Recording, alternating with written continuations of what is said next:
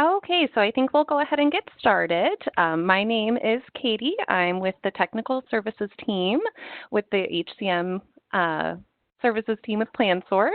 So today we're going to be talking about EEO1 reporting and the new Component 2 data.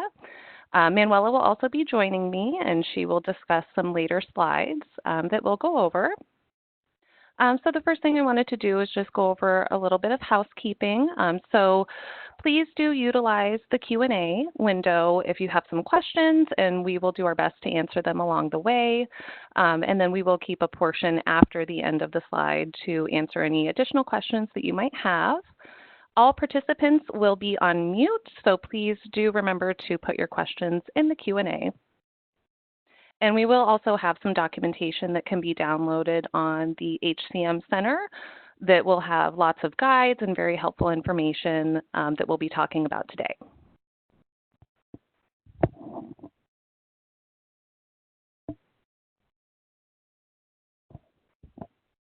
Okay, so first I will just go over the agenda and the points that we'll be speaking on.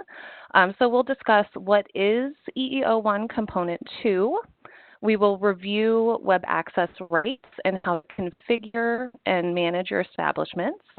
We'll also go over how to reconcile and update your employees' records, how to import data if you need to update the employees' records, so that is something that is brand new. And then we'll also discuss how to generate and submit your final file to the EEOC.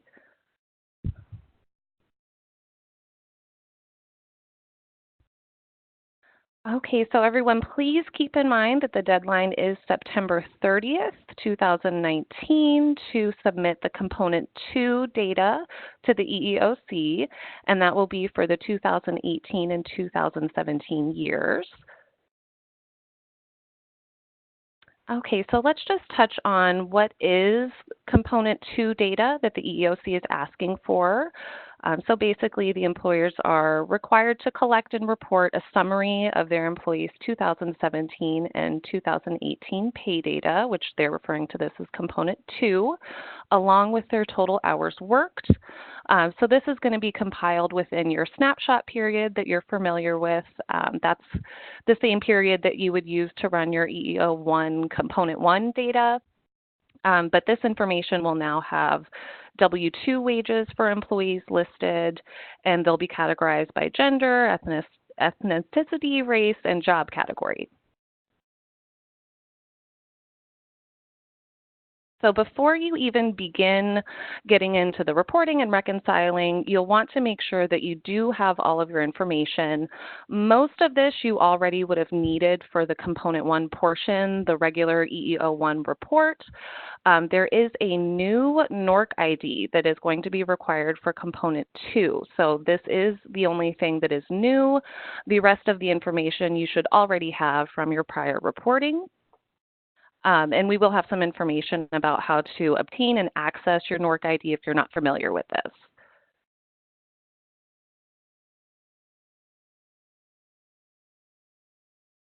Okay, so today we're going to be going over the 4 main steps. So I'm going to begin with step 1, which is reviewing your web access rights, so making sure that you can access all of the new features that we have in the system, and then managing your establishment information. So the first thing, this is very important, if you've not already done so, please make sure that you do send in a request to the HCM service team advising what roles should have access, because we do need to provide the specific role with the access to run the new reconciliations and see the new pay bands and the wage data that's been added to our system for Component 2.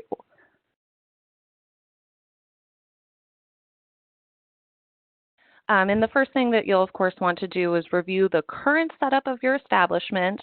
Please feel free to go over the EEO1 reporting guide. That will give you step-by-step instructions. If you don't have establishment set up, that will walk you through exactly how to do it. And then, of course, you'll want to go through and review and make sure that everything's up to date, add any new locations that you may need to do before you start reconciling and running your reports.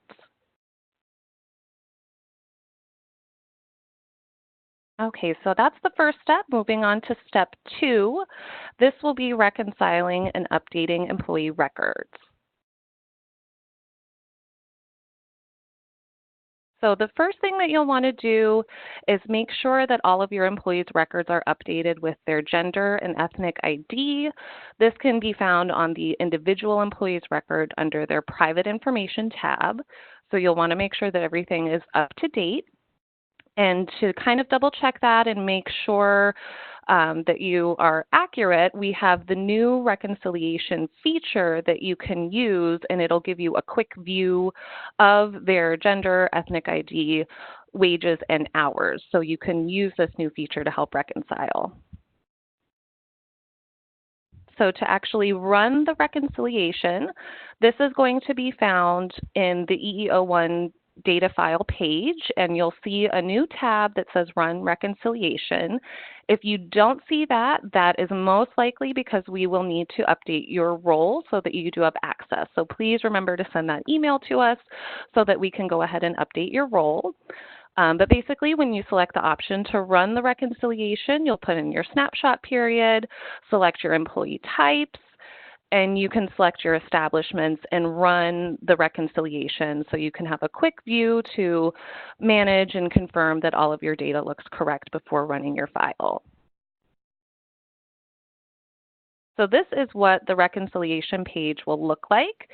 It will display the information for all establishments that you selected, so you don't have to run it for all establishments, or you can, so if you just want to reconcile one by one, but it will show you and refresh the data depending on what establishment you select, or you can select all.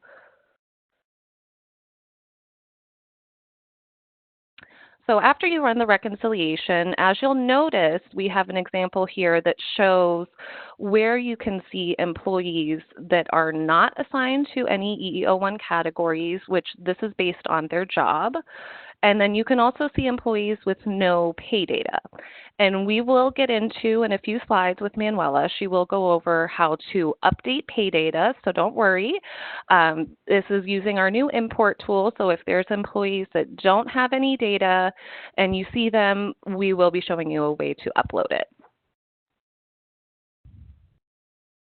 And you can also, once you select the employees with no pay data, this is going to give you a detailed list of who the employees are, so this will help with your reconciliations. And then here you can also select to view the information by job category. And once you select the actual job category, it's going to show you a detailed list separated by wage band of the different employees, the counts of the different employees by wage band, gender, and then at the very bottom right corner, it's going to give you your total so you can get a count of the total employees for that job category. And then here, we're just showing you that you can also review the salaries individually. So you can, after you have selected the job category, that reconciliation page comes up. You can then even select the hyperlinked number to get an even detailed list. That's going to be the list that actually shows who these employees are. So this new feature is very, very helpful when you're reconciling your data. It's a quick way to check and make sure all of your numbers do look correct. And you can also sort the data by hours worked rather than number of employees. So this is also helpful when checking your numbers and making sure everything looks correct for each pay band. You can say and see, as we're showing here, you can look at the total number of hours worked.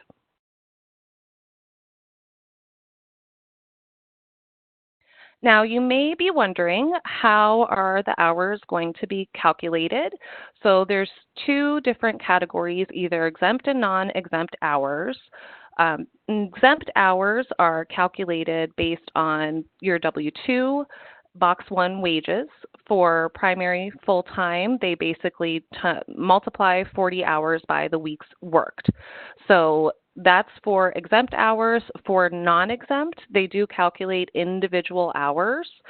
And the non-exempt employees are going to be based on their FLSA field and their earnings setup. So this is something that's selected with their job. So basically, what job the employees are assigned to are going to determine if they're going to be calculated as exempt or non-exempt.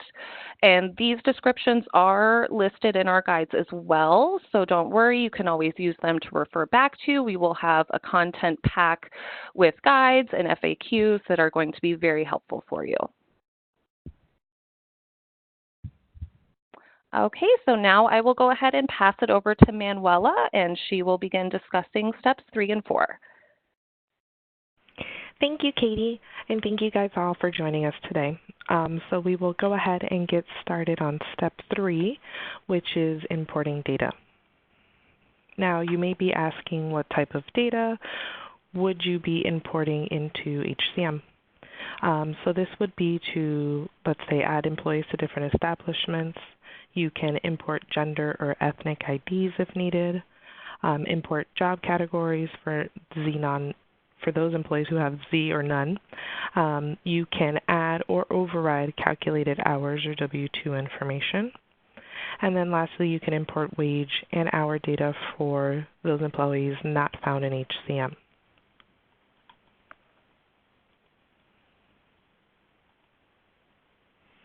Alrighty, so let's go over this one example to kind of see if it helps a little bit with understanding the data import. So let's say you have an employee who was hired in June with a salary of $50,000. The form W-2 box 1 shows that he only worked his earnings were only for $25,000. So based on the $25,000, the employee is now categorized in the third wage band and not in the sixth. So there would be no need in this example to import the data using the template to override the data. But if you do have any situations where the data isn't pulling accurately for those employees, let's say they pulled in earlier on your reconciliation with no data, no salary data, this would be where you would come to import it and update it.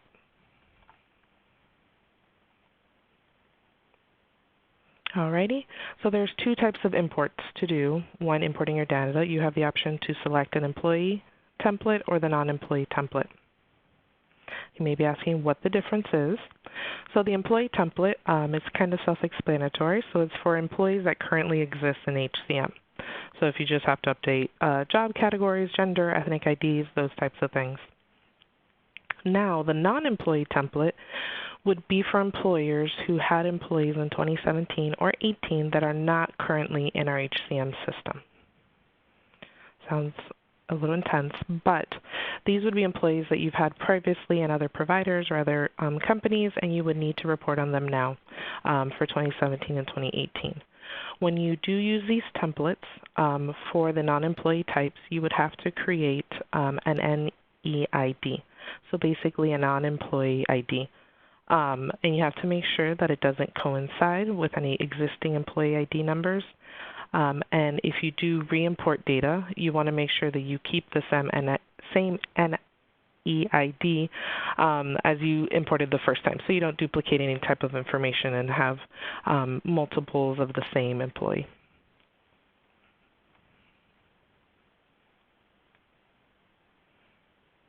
Alrighty. So the first thing you want to select is your template, and I highlighted it to make sure we understand the importance. So you either are updating existing employees or adding employees to report on that aren't currently in the system. Both templates are different, so you want to make sure you select the correct one. Alrighty, and then from the import page, you'll go ahead and add. There will be a little green add button, and then you bring in your file from your computer, and you would import. If it was successful, then we'll see the details on an import page. If it was unsuccessful, you have the opportunity to correct the data and re-import. You can always see your import history, run online reconciliations, review and audit the information, and as well as delete and re-import data if the first import didn't work out at all. And I know some of you guys may be asking where these templates are located, and it'll be all on the same site where all the guides will be. So this information will all be housed kind of together on the HCM site. Alrighty, so this is kind of a snapshot of the templates. So for your non-employees, all fields are required, obviously, because they're not in the system right now. And then your employee ones, those in red would be the required fields, and then those in the other categories you can update as needed. Oh, and a very important note here on the bottom is to make sure you use a separate file for each year. So you cannot combine your 2018 and 2017 file in one. You would have to separate them out on both the non-employee and the employee template.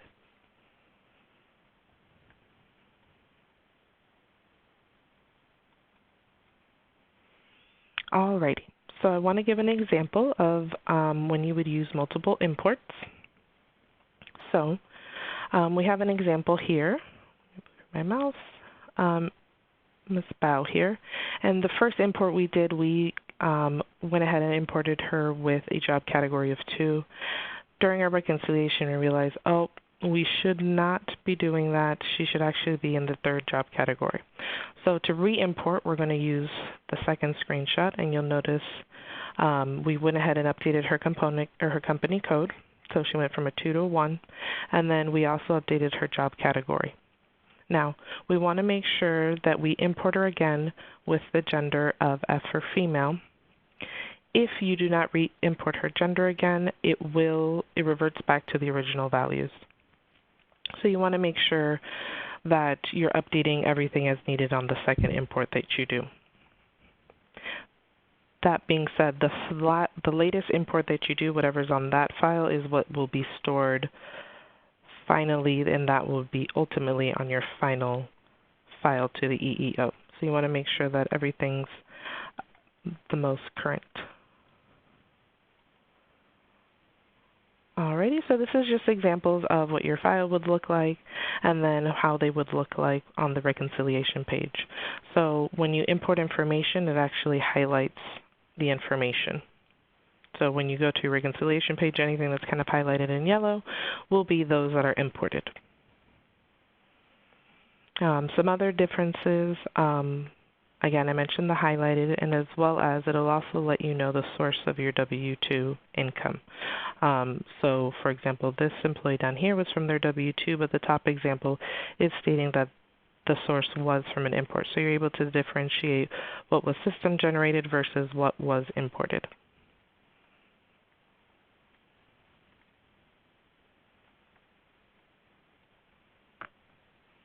Alrighty, and very similar to our mass update tool, we have our import history, which gives us the file name that we use, the template, what the status of it is, whom it was imported by, and our successes and our errors, and the date and time that we've tried to import these files.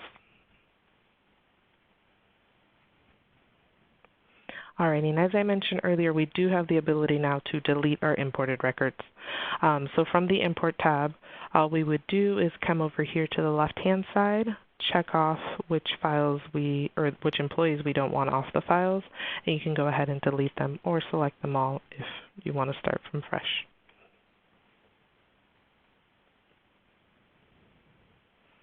Alrighty, so our final and most important step is to generate and submit the file to the EEOC.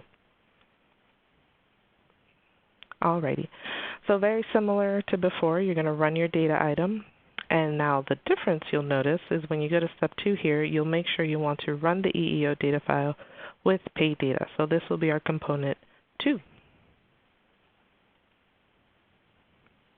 And then as mentioned earlier by Katie, this is where you're going to need your new NORC user ID, and that'll be found there. And then once it's done generating, it will be located under your file transfers.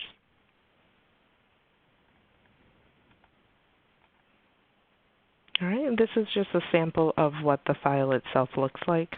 It will be a CSV file that you can directly submit to the EEOC. Alrighty, in addition to the new import and the new file, there is also a new EEO1 dashboard. Some of you may have seen it already. And for those who haven't, take this opportunity to email the service team and let us know, hey, we would like this added to this particular role, so that you can now view it. But basically, it defaults to the current year, but you can always change it to whichever year you'd like to view the information for. And then there's also additional filters for year, establishments, and job categories. So it just gives a quick, nice little snapshot of your information.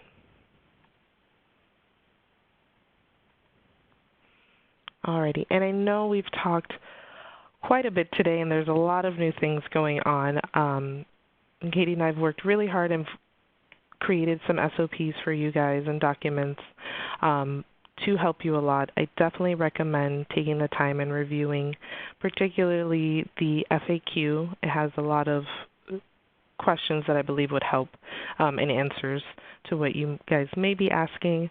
All the information we've provided and more are on our guides. There's an import guide, there's a data validation guide to help you import and correct any data that needs to be corrected.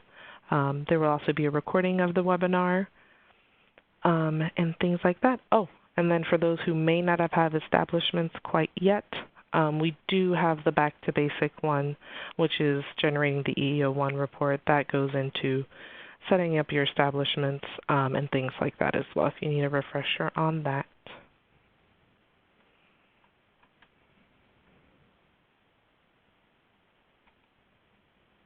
Alrighty, so we're going to take a moment and see. You guys can ask any questions that you may have in our Q&A, but we'll go and review what's been going on in there. Just give me one moment. Okay, so it does look like there are some questions about that you're not able to see the import tab under the EEO1 section. So I just want to reiterate that if you're not seeing that tab, we will need to give you access. So please send an email into the HCM service team so that we can provide access to the roles that you would like to be able to view and import the EEO1 data. And the HCM site is ready. I do see a few questions about asking when it is ready. It is ready. If you're not seeing all of these new features, it just means we need to provide you with access. But it is ready to go and use today, so please submit a request.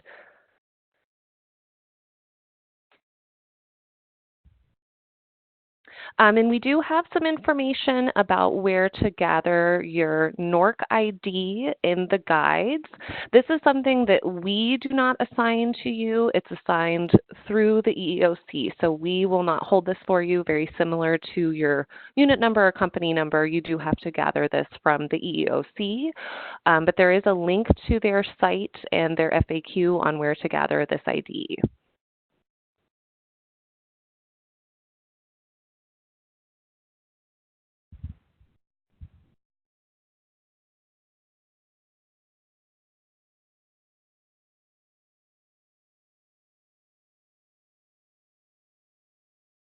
Okay, and I do also see some questions clarifying the snapshot date. So just to clarify, the snapshot date should be the beginning and ending of a pay period rather than just using pay dates like you would use for standard reports. So if your pay period is October 1st through October 15th, that would be the date range that you'll need to use.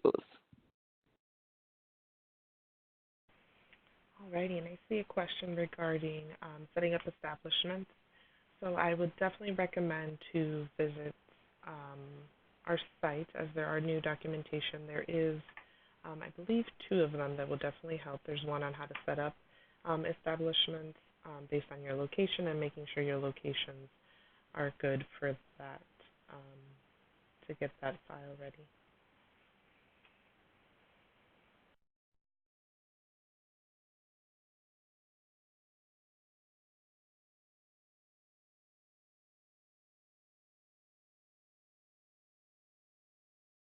So I do see a question about employees and how to distinguish between employees and non-employees. So if you did not create a record for an employee, so when you joined with PlanSource and this employee was terminated and you did not create a record for them, they would be considered a non-employee. If they do have an employee record in our system, whether they are currently active or not, that is considered as an active employee. So the only reason you would use the non-employee template is if there is no record in our system for them and there's no information, and that's the reason for the unique number. But again, this will also be explained in more detail in our guides. Alrighty, and I see that we have a question regarding not being with us back in 2017. So what you would want, my recommendation would be to run your reconciliation, verify how many employees you have with no pay data for that range. I'm not sure exactly how everything was set up, but you want to make sure to know if you would need an employee template for some that did transfer over to our system, and for those that stayed in the other system, you'd probably want to do a non-employee import. So for that one, would definitely recommend reviewing the reconciliation and seeing the information pulled there. Okay, and I do also see some questions about if you have to create an establishment for each location. You do not. So only if the location has 50 more employees, you will need to create their own establishment. So if you have locations for remote employees, for example, so there's just one or two assigned, you can add them within a single establishment. This is also in the EEO1 reporting guide. It goes into more details about what's considered an establishment, what locations you should assign, but you do not have to create an establishment for every single location. A majority of the time you can combine them under one establishment.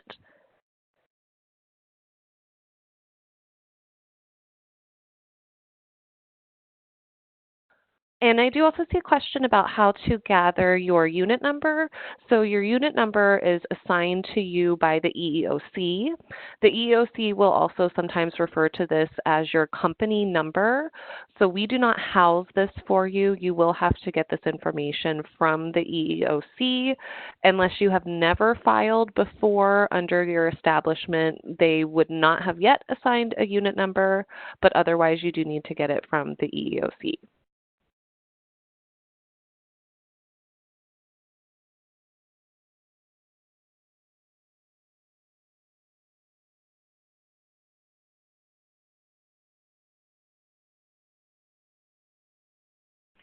Alrighty, so we'll give a few more moments. If you have any other questions, let us know in our Q&A. We will stick around to answer as we can. If not, you can always get in touch with us. The recorded webinar will be posted. You can give us a call at the service team or email us in your question as well. But I want to thank everybody for coming. We will stick around and answer any additional questions through the Q&A as they come up.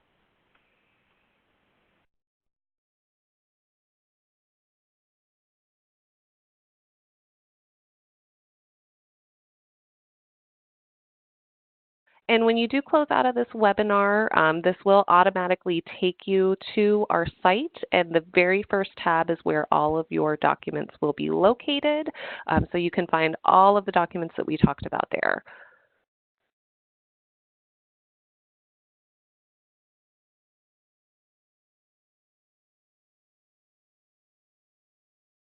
And I do see a question about the NORC ID. We will go ahead and add the link to the page. The link is in the FAQ guide, and also I believe it is in the checklist. But we'll go ahead and add the link to the page. It is within the EEOC website.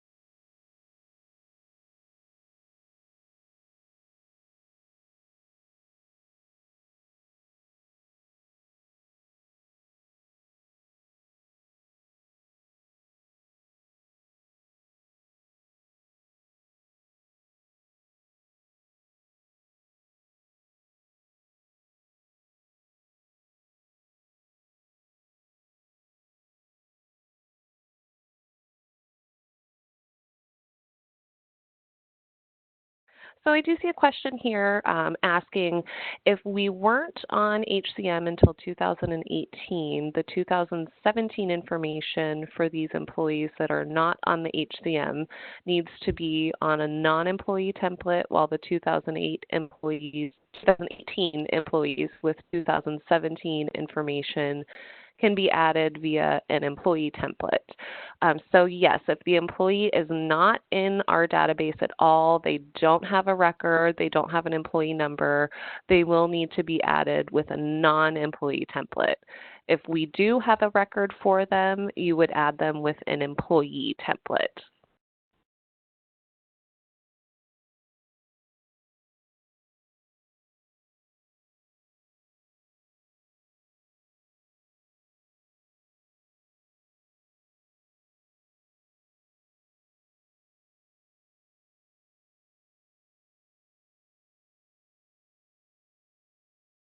We do have a question about if this pay data will always be required going forward. We haven't received any new information from the EEOC on if it will. Once we do, we will of course update you. For now, it is 2017 and 18. We do kind of assume this will be permanent going forward, but we haven't seen anything for sure, but we will let you know.